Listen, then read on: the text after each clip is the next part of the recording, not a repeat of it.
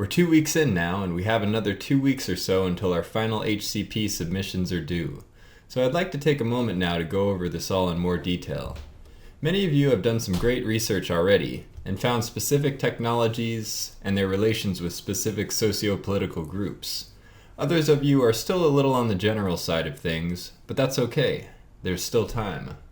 I'm pushing back the deadline of the HCP draft until next Tuesday, and I'm assigning a sample review of 3 previous HCP essays so you have a sense of what they might actually look like.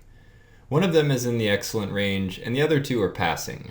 Before we look at the HCP though, I want to go over a few issues that came up with the annotated bibliographies. If you didn't receive credit for the AB, one of the main reasons might be that I actually couldn't read your annotations and hypothesis.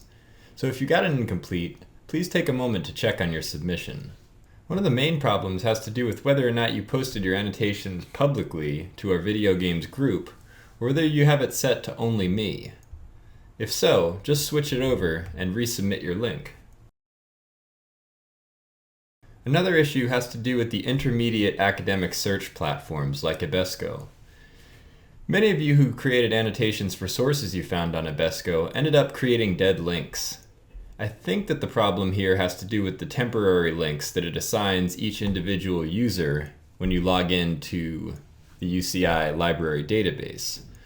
So in the future, on Ebesco and other search sites of that nature, take a moment to look for something called a permalink. This will ensure that your sources can easily be accessed by me and your peers. When you find it, just paste this permalink into your browser and then annotate as you normally would in Hypothesis. Another less common issue was that you didn't make your ePortfolio public, which you can change fairly easily like this. So if you got an incomplete, don't worry. Just resubmit your updated annotated bibliography link to the same annotated bibliography 1 assignment, and I will give you credit once I can see your evaluations. Another problem I ran into with the introductory reading assignments was I wasn't able to match a few of you with your Hypothesis usernames.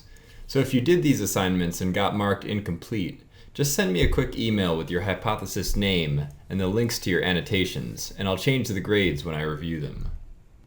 Okay, so switching to the HCP now, what you really want is a focused historical comparison, in which you analyze how your technology and its socio-political impact has changed.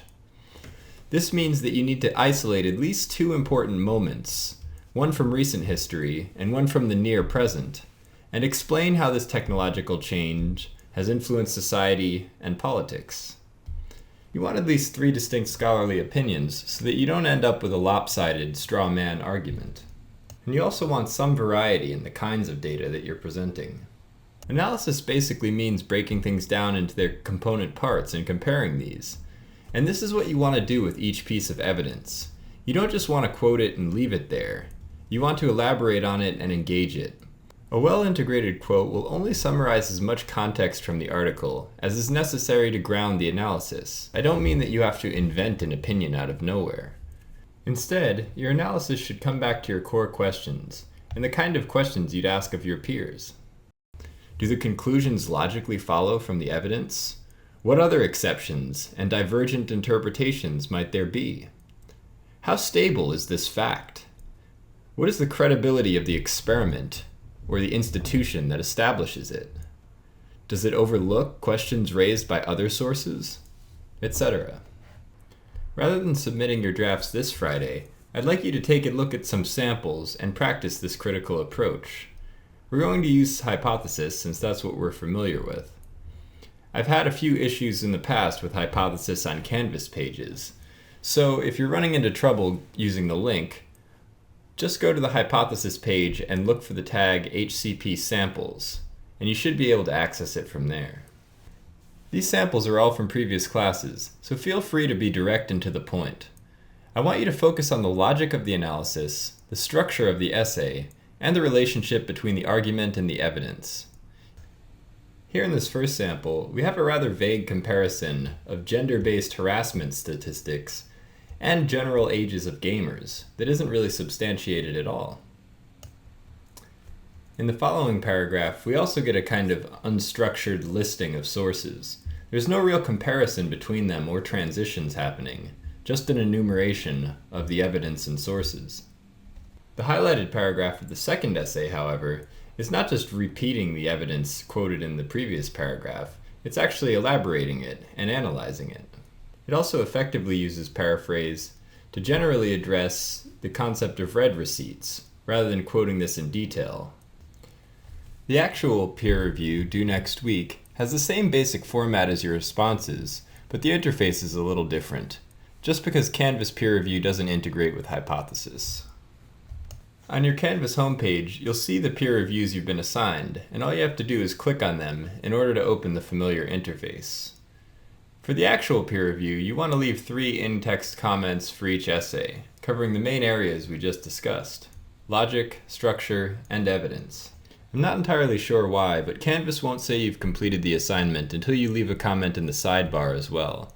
So in addition to your in-text comments, just make sure you leave something in the sidebar so that it registers as complete.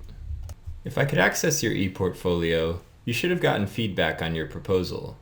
You notice that you might still have some work to do even if you got a complete on the assignment. Basically what I'm trying to do is help screen out topics that I know fall apart for the second advocacy essay.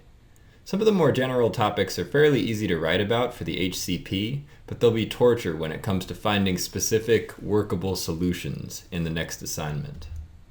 I wanted to take a look at a few proposals from our class, just to point out a few things. Take a moment to pause and read this, if you haven't done so already. This proposal deals with video game addiction, which is still a fairly broad topic, but the annotated bibliography goes in some more specific directions. So what I advise here is to actually look at a comparison between smartphone gaming and console or PC games, or to try to think about a certain category of addiction that differs from the more general phenomenon. Here is an excellent proposal that deals with dating simulation games within the Japanese community specifically. The questions that I would ask for this are similar though.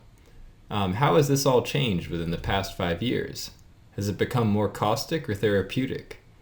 Has the appearance of affordable virtual reality shifted the playing field somewhat?